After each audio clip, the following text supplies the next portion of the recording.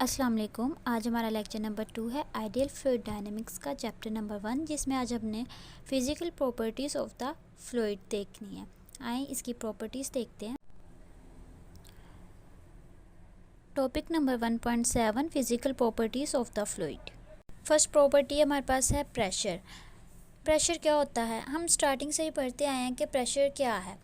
Pressure force per unit area, force perpendicular है area के। मसलन आपको एग्जांपल देती हूँ। ये हमारे पास एक दीवार है, इसके ऊपर दो कील रखे हुए हैं, एक सीधा रखा हुआ है, एक उल्टा रखा हुआ है। अब देखें, जो सीधा रखा हुआ है इसके नीचे जो एरिया है वो कम है, जो उल्टा रखा हुआ है इसके नीचे एरिया ज़्यादा है। अगर हम इस पर फोर्स लगाएंगे, इसके नीचे एरिया कम है, अगर हम इस पर थोड़ी सी फोर्स लगाएं तो ये दीवार के अंदर चला जाएगा। जबकि इसके ऊपर जब हम फोर्स लगाएंगे, इसके नीचे एरिया ज़्यादा, इस पर फोर्स लगाएंगे तो इसको बहुत मुश्किल से अंदर जाएगा।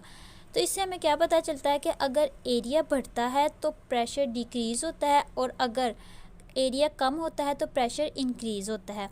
क्योंकि प्रेशर जो सा है सिंपल डायरेक्टली प्रोपोर्शनल है फोर्स के, और प्रेशर इन्वर्सली प्रोपोर्शनल है एरिया के।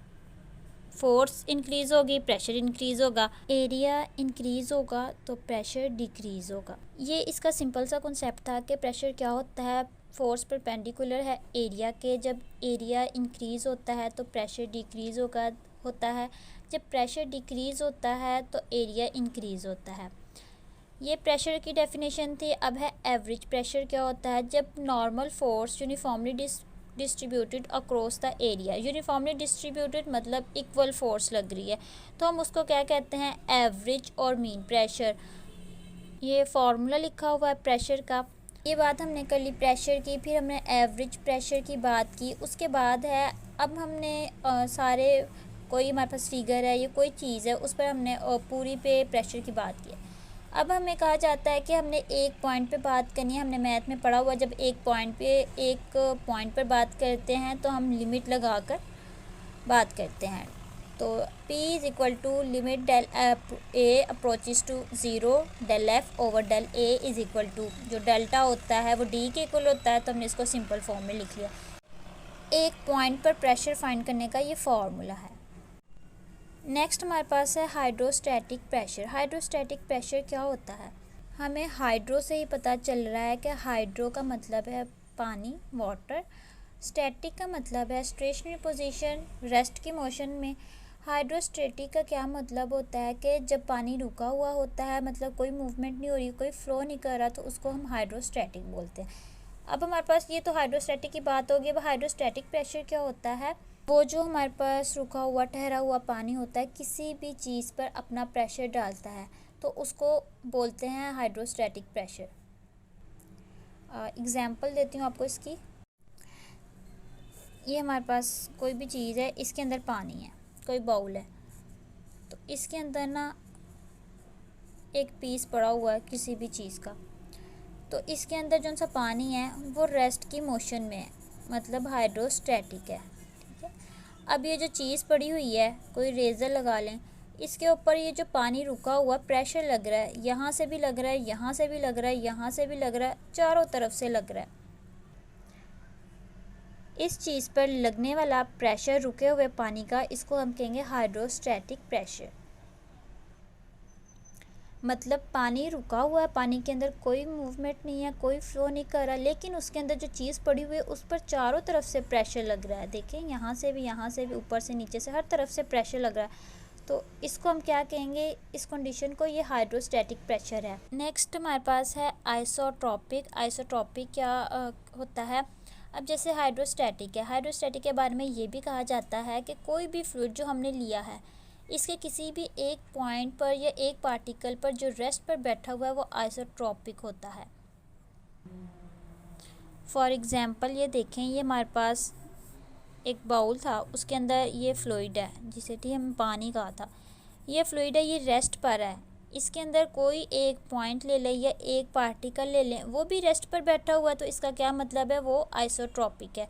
अब आइसोट्रॉपिक क्या होता है? हमारे पास जो प्रेशर है हर तरफ से जो इस पार्टिकल पर लग रहा है, ठीक है, हमारे पास जो प्रेशर है हर तरफ से इधर से हर चारों तरफ से जो इस पार्टिकल पर लग रहा है वो इक्वल है, 90 का एंगल बना के लग रहा है। तो इसको हम क्या कहेंगे, ये आइसोट्रॉपिक है।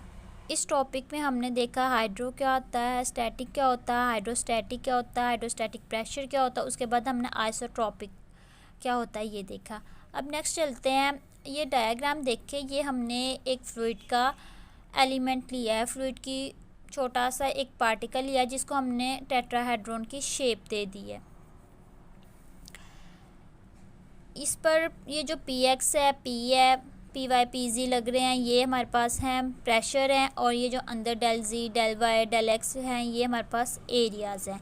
एक ये फुल शेप है, ये आगे जो उनसे हमने उसको छोटे छोटे हिस्सों में तकसीम कर लिया, डिवाइड कर लिया, उनका प्रेशर फाइंड करने के लिए, उनका एरिया फाइंड करने के लिए। अब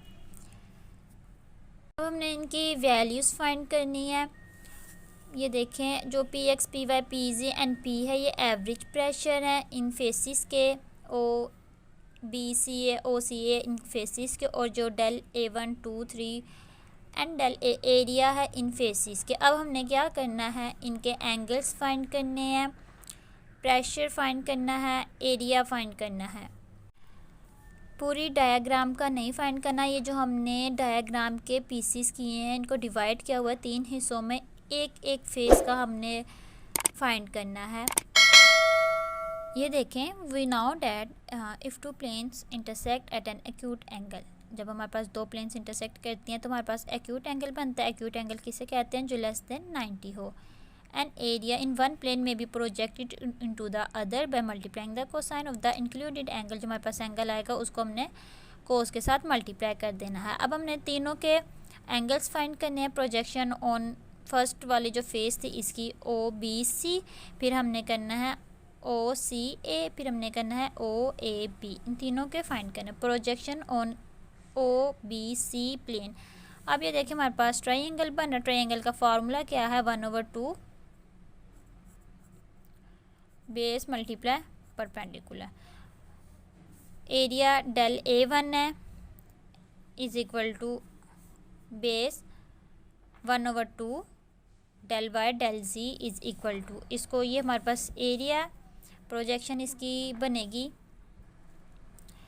प्रोजेक्शन किसे कहते हैं, अब आपके पास एक चीज़ है, एक ऑब्जेक्ट है, उसकी सेम इमेज, उसका साया बन जाए। अब देखें, ये है, ये एक बॉक्स है, इसके ऊपर जब थोड़ी सी लाइट करेंगे, डालेंगे, तो इसका same as it is image बन जाएगा, प्रोजेक्शन इसे कहते हैं। तो जब हमारे पास ये जो चीज़ है, ये एक फिगर है, इसके ऊपर जब हम लाइट डालेंगे इसके ऊपर, तो इसकी प्रोजेक्शन आपके पास जो रियल होगी, अब देखें ना, पी एक्स सिर्फ इस पे लग रहा है, सारी पे नहीं लग रहा। पी वाई सिर्फ इस एरिया पे लग रहा है, सारी पे नहीं लग रहा। जो पी जी है इस एरिया पे लग रहा है, सारी पे नहीं लग रहा। जो सा पी है वो सारी पे लग रहा है, या इसके आगे इसको हमने डिवाइड किया हुआ है। ये हमारे पास एक पूरी टेट्राहेड्रॉन है, इसको हमने डिवाइड किया हुआ छोटे छोटे पीसीस में, हमारे लिए इजी होगा कैलकुलेशन करना, इसलिए इसको डिवाइड किया। अब जो हमारे पास रियल इमेज था उसके ऊपर जब इसका प्रोजेक्शन बना तो हमारे पास क्या आया, del A cos alpha. First angle हमारे पास अल्फ़ा आया, ये लिखा भी हुआ, multiplying the cosine of the included angle. तो हमारे पास फर्स्ट एंगल हमारे पास डेल ए कोस अल्फ़ा आया, same as it is del A2 का फाइंड करने लेना है और डेल A3 का। तो हमारे पास ये चीज़ें आ जानी है। अब देखिए यहाँ पे लिखा भी हुआ है, hence the projection of the area del A on each of 3 Cartesian planes is given by. जो हमारे पास कार्टेशियन प्लेन है, इनके जो प्रोजेक्शन होंगे वो डेल ए पर होंगे।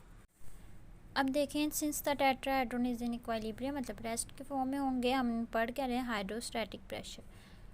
तो टेट्राहेड्रॉन हमारे पास रेस्ट में है, तो इसका जो सम लेंगे, all forces in any direction, जिस डायरेक्शन में मर्जी हो, वो इक्वल टू 0 होंगे, क्योंकि वो इक्विलिब्रियम है, रेस्ट की हालत में है। और the sum of the forces, x direction वाले फोर्स ले लेंगे, P x del Y del z over 2 minus P. अब ये कहाँ से बन गया, देखें, हमने पीछे वैल्यू निकाली थी जो कि थी del A1 is equal to del A cos alpha क्योंकि इसका जो समीशन है सम करेंगे तो हमारे पास इक्वल टू ज़ीरो आता है।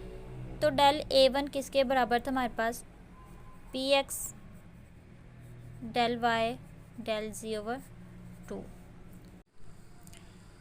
ये इधर से इधर आ जाएगा, क्योंकि हमारे पास जो सम है तमाम का वो ज़ीरो के इक्वल है। तो हमारे पास डेल A कोस अल्फ़ा किसके इक्वल था, डेल Y डेल Z/2, और ये इज़ इक्वल टू ज़ीरो के हो जाएगा। इधर लिख लें ज़ीरो, इधर लिख लें, एक ही बात है, इधर से उठा के इधर लेके आए हैं तो इधर ज़ीरो आएगा। अब इधर जगह नहीं थी तो इधर लिख दिया। अब ये देखिए इनमें से कॉमन क्या आ रहा है, डेल Y डेल Z/2। जब इनमें से कॉमन आ जाएगा इधर P आना, सॉरी प्रेशर लिख रहे हैं ना एरिया का, तो इधर P आना। अब देखें इनमें से common del Y del Z/2 common आ गया तो हमारे पास क्या बचता है, PX minus P del Y del Z/2 is equal to zero. ये इधर चल जाएगा तो ज़ीरो हो जाएगा। तो हमारे पास PX minus P is equal to zero है। तो जो प्रेशर है वो P के इक्वल ही आ जाएगा। सिमिलरली PY भी P के बराबर है, PG भी P के बराबर, मतलब ये ओवरऑल सारे ही इक्वल हैं। तो यहाँ से क्या साबित हुआ, हमारे पास जो फ्लूइड है वो रेस्ट में था और जो प्रेशर है वो इक्वल है इन ऑल डायरेक्शंस में, और ये it is independent at of direction and depends only on the depth के। अब ये डेप्थ क्या होती है, अब देखें आपके पास एक पानी की बोतल होगी, आप उसके अंदर सुराख कर दें, पानी के ऊपर तक बेशक भर लें, उसके अंदर सुराख कर दें, एक सबसे ऊपर ये बोतल ले लें, ठीक है, ये पानी वाली बोतल है, इसके अंदर आप सुराख करें, एक सुराख ऊपर कर लें, एक दरमियान में कर लें, एक नीचे कर लें। अब देखें ये जो ऊपर वाला पानी होगा ना वो उसका प्रेशर बस इतना होगा, जो नीचे वाला होगा उसका प्रेशर इतना होगा, जो सबसे नीचे वाला होगा उसका प्रेशर सबसे ज़्यादा होगा। जितनी ज़्यादा डेप्थ होती जाएगी उतना ज़्यादा प्रेशर होता जाएगा। ये इसका प्रूफ था। ये एक्सपेरिमेंट आप करके देखिएगा बेशक, पानी वाली बोतल में पानी डाल के उसके अंदर सुराख करके, तो देखिएगा ऊपर वाले का प्रेशर कितना था, नीचे वाले का प्रेशर कितना था और सबसे नीचे वाले का प्रेशर कितना था। आज का लेक्चर हमारा बस यहीं तक था, जिसमें हमने दो प्रॉपर्टीज़ पढ़ी हैं, एक प्रेशर और हाइड्रोस्टैटिक प्रेशर क्या होता है, और हाइड्रोस्टैटिक का हमने प्रूफ देखा है। अगर आपको किसी भी बात की ना समझ आए तो आप कमेंट सेक्शन में पूछ सकते हैं। मेरी यही कोशिश थी कि आपको ये टॉपिक आसान अल्फाज में समझाऊं जो मैंने की। अगर आपको मेरी वीडियो अच्छी लगी है तो इसको लाइक सब्सक्राइब ज़रूर कीजिएगा और मुझे हमेशा दुआ में याद रखें। ज़िंदगी रही तो नेक्स्ट लेक्चर में मिलेंगे ज़रूर इंशाल्लाह। अल्लाह हाफिज़।